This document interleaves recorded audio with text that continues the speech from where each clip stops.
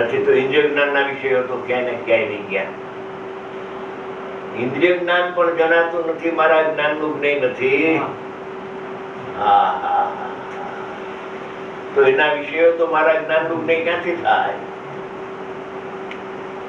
એમ કરીને આવેલા રસને પોતાના સ્થાનથી છૂટીને ગ્રહવા જતો નથી. ભગવાન પરમાત્મા અને પરમાત્માનું જ્ઞાન પ્રગટ થાય છે તે પરમાત્મા એને જાણવા જતો નથી, અને પરમાત્મા જેમાં જણાય એવા આત્માનું જ્ઞાન પણ પરને જાણવા જતો નથી.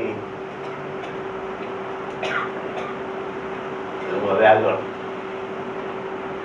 અશુભ અથવા શુભ સ્પર્શ ટીકા લેવી છે ને, એટલે અશુભ અથવા શુભ સ્પર્શ રાજીવોની અવસ્થા. તને એમ નથી કહેતો કે તું મને સ્પર્શ. રાજીવની અવસ્થા વગેરે કર્મચરી અવસ્થા ગમે તેવી અવસ્થા હોય, સ્પર્શ નામનો ગુણ છે અને એની પર્યાયો થાય છે. એ એમ કહેતો નથી કે તું મને સ્પર્શ સ્પર્શ કરીને જો કે રાજી અવસ્થાથી ગુણની અવસ્થા તું મને સ્પર્શ. અને આત્મા પણ અનાદિ અનંતની આ સ્થિતિ છે. આ સિદ્ધાંતની વાત છે. ચોથા કાળમાં યા અને પંચમ કાળમાં યા અનાદિ અનંતા ની સ્થિતિ છે. આ 10 ગાથા ભગવાનના શ્રી મુખેથી સાંભળી અને કુંડ ભગવાન અહીંયા પધાર્યા હતા એને આ ગાથા લખી છે. સીધી વાત છે. આ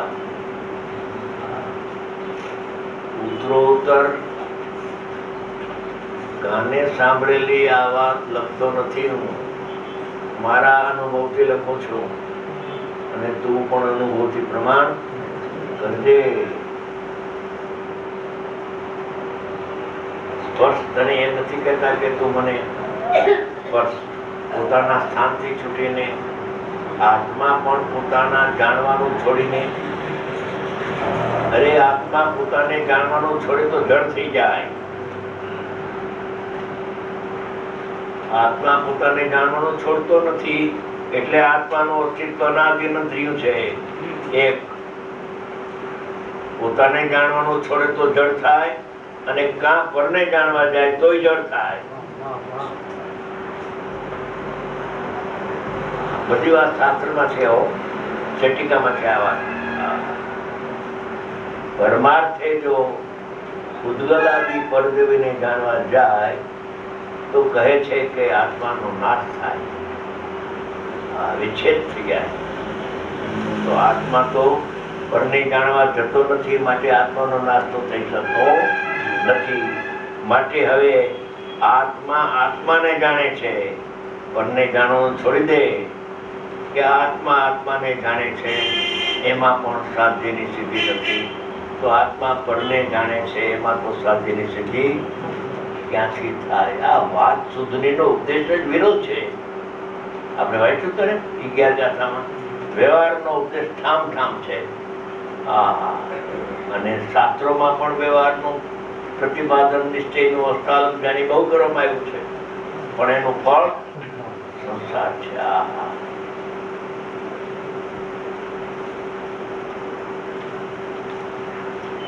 કોઈની યારે વાત કરીશ માં પગે લાગીને ખસી જાય.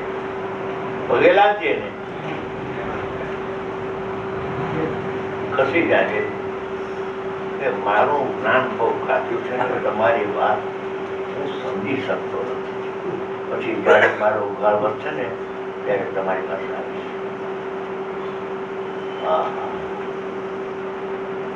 કેમ કે અમુક શું તો શાંત ચિત્ત વાળા હોય કે કોઈ ન્યારે ઝઘડો ગજ્જો કરે ખસી જાય. ખસી જવું એના જેવું એક ઉત્તમ કાર્ય નથી. શાસ્ત્રમાં દાખલો આવે છે, કુશીલ નો દાખલો છે. તને કુશીલ લાગે, કુશીલ એટલે કુશીલનો અર્થ કોઈ ચારિત્રનો દોષની વાત નથી, અત્યારે તત્વની વાત છે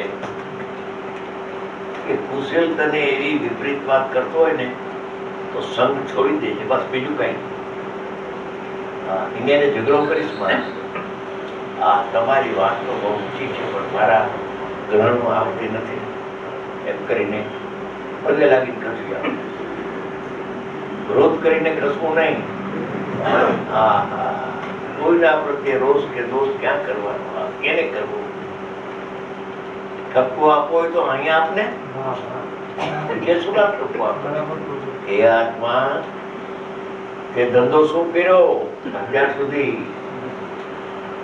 આત્માને જાણવાનો છોડીને પણ નહીં જાણવા જો એ આત્મન હવે તને શોભે નહીં.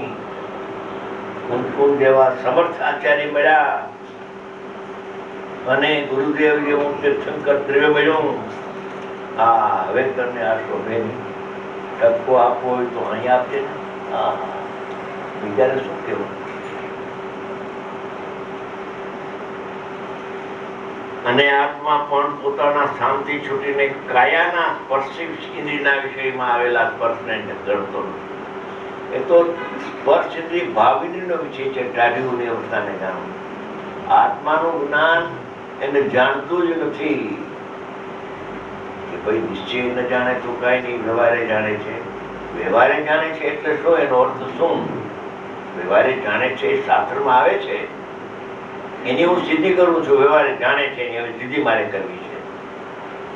વ્યવહારે જાણે છે એની સિદ્ધિ કરું છું કે ભૂતગલાથી પરત્યોને વ્યવહારે જાણે છે એટલે શું? એ વ્યવહારનું ઉદ્ભવ સ્થાન શું છે કે એનો પ્રતિભા સાયા દેખીને કાર્યમાં કારણનો આરોપ આપીને જ્ઞાન જાણે છે. જ્ઞાનને અને ઉપચારથી એમ કહેવાય કે પરને જાણે છે, એનું નામ વ્યવહાર છે. પોતાને એક જ જ્ઞાનની પર્યાયમાં નિશ્ચય વ્યવહાર છે. જ્ઞાનની પર્યાય એક છે, એમાં નિશ્ચય ને વ્યવહાર બે ભાવ છે. એક જ્ઞાન આત્માને જાણે છે અંતર્મુક્તિને ભેદથીને, એ તો નિશ્ચય જ્ઞાન છે. પણ એમાં પડતા પ્રતિભાસો પ્રતિભાસ દેખીને પરને જાણે છે એમ કેવું તે વ્યવહાર છે. પર સન્મુખ થાય જ નહીં. વ્યવહારની વ્યાખ્યા પર સન્મુખ થઈને જાણે છે દ્રવ્યને, એનું નામ વ્યવહાર નથી, એનું નામ તો જ્ઞાન છે. અમારા કેવડી ભગવાન લોકાલોકને જાણે છે પણ પર સન્મુખ થઈને જાણે છે કે અંતર્મુખ રહીને જાણે છે. આ કોને પડી છે? પણ આમાં કે પરથનું તો થાય જ નહીં, તો ચોથા ગુણ સ્થાને પરથનું તો ગયો એનો ઇન્દ્રિય ક્યાં છે? ત્યારે સન્મુખ રહેતો થકો જાણે છે એટલે શું? કે ત્રણ કાળના પદાર્થો દ્રવ્ય ગુણ પર્યાય, અતીત અનાગત વર્તમાન પર્યાય સહિતના દ્રવ્યો એ કેવળ જ્ઞાનમાં પ્રતિભાસે છે. એવા સંવેદન જ્ઞાન રૂપે આત્મા પરિણમે છે. તો ઉપચારથી જે નિમિત્ત છે એ લોકાલોકને જાણે છે એમ કહેવાય. એ નિમિત્ત છે. ઉપાદાન નિમિત્તને જાણતો નથી પણ નૈમિત્તિક ને જાણે છે. નૈમિત્તિક તો જ્ઞાનની અવસ્થા છે, જ્ઞેયાકાર અવસ્થા છે. અને જ્ઞેયાકાર અવસ્થામાં કેવળી ભગવાન પોતાના આત્માને જાણે છે.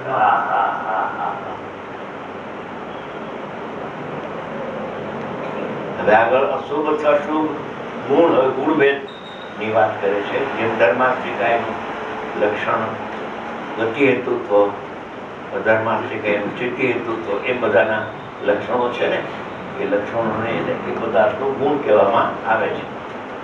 એમ સિદ્ધ ભગવાનના ગુણો, અર્યંતના ગુણો, આચાર્ય ઉપાધ્યાયના ગુણો, પરપદાર્થના ગુણો, એ પરપદાર્થના ગુણોને અને પરપદાર્થ ભગવાન આત્માને, અર્યંતને અને આચાર્ય ઉપાધ્યાયનું દ્રવ્ય એને કોણ જાણે છે? અશુભ અથવા શુભ ગુણ તને એમ નથી કહેતો કે તું મને જાણ. પાંચ ઇન્દ્રિયના વિષય પૂરા થયા. હવે મનના વિષયની વાત કરે છે. મન જાણે છે આત્માનું જ્ઞાન. સિદ્ધના કેટલા ગુણ, અર્યંતના કેટલા ગુણ, આચાર્ય ભગવાનના આટલા ગુણ, ઉપાધ્યાયના આટલા ગુણ, એને બધું છે. બધું છે, ગુણો છે. પણ એને જાણનાર કોણ છે? તું જાણનાર નથી, તારું મન એને જાણે છે. હટી જા, પાછો ખસી જા. હું જાણું છું, રેવા દે. મનને હોપી દે કામ. તને ભાર ઉતરી જશે. જાણનારો બતાવ્યો તને, હવે તારે બધું શું કામ નથી કે હું જાણું છું? હે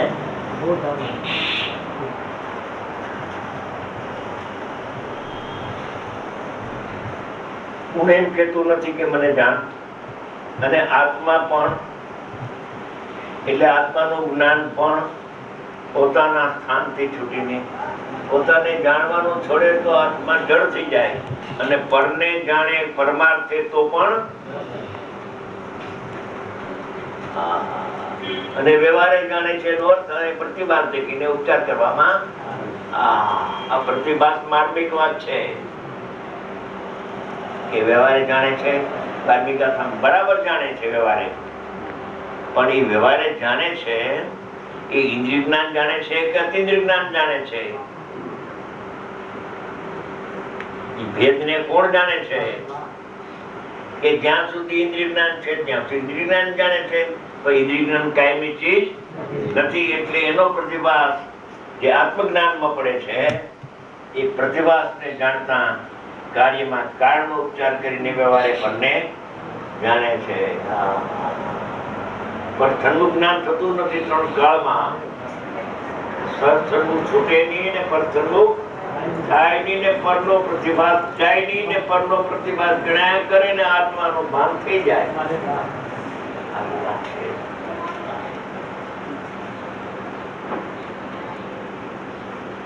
પછી આગળ અશુભ અથવા શુભ દ્રવ્ય તને એમ નથી કહેતું કે તું મને જાણ. અને આત્મા પણ પોતાના સ્થાનથી છૂટીને બુદ્ધિના વિષયમાં આવેલા દ્રવ્યને બુદ્ધિગોચર છે. હરિગીતમાં બુદ્ધિગોચર છે. આવેલા દ્રવ્યને ગળવા જતો નથી. હવે છેલ્લી શિખામણ આપે છે કે પાંચ ઇન્દ્રિયના એક એક વિષયને કોણ કોણ જાણે છે એનું સ્પષ્ટીકરણ કહ્યું. અને પરપદાર્થના ગુણો અને પરપદાર્થને કોણ જાણે છે એ પણ મેં તને સમજાય. બુદ્ધિગોચર છે, જ્ઞાન ગોચર નથી. બુદ્ધિ એટલે મન, બુદ્ધિ એટલે મન. મન જુદું ને જ્ઞાન જુદું છે. હવે છેલ્લું એ કરુણા કરીને કહે છે, તમારી પાસે છે હરિગીતભાઈ? હરિગીત છે એ હરિગીત છેલ્લું બોલો. 382.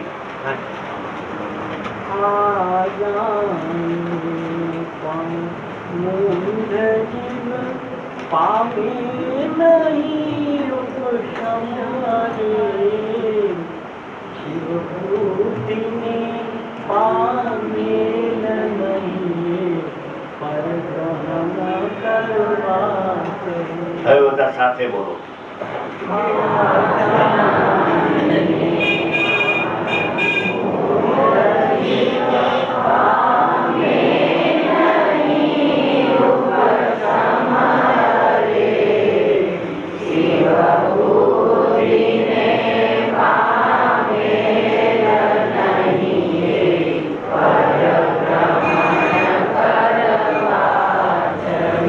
જાણવાની ઈચ્છા કરે, બંને જાણવાની ઈચ્છા. આટલું તને કહ્યું અને હજી તને હું બંને જાણું છોડતો નથી ને સંભાવને પામતો નથી. મૂળ છે.